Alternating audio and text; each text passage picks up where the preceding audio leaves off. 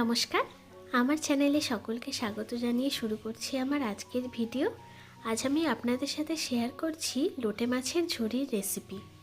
প্রথমে আমি মাছগুলোকে পরিষ্কার করে ধুয়ে নুন, হলুদ আর একটু লেবুর রস মাখিয়ে নিচ্ছি।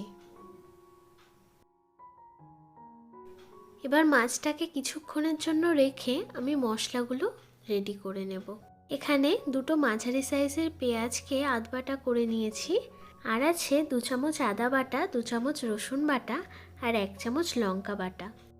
এবার কড়াইতে তেল গরম করে পেঁয়াজ বাটাটা দিয়ে দিচ্ছি।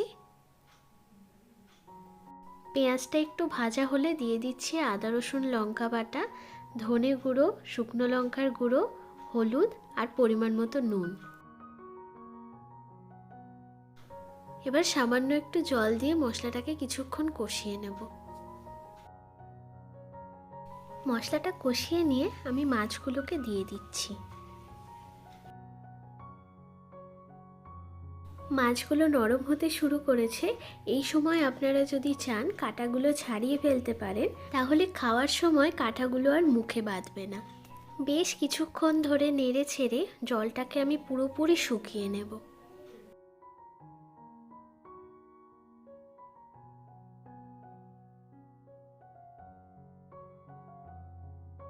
জল শুকিয়ে মাছ থেকে তেল ছাড়তে শুরু করেছে আর আমার রান্নাটাও কমপ্লিট।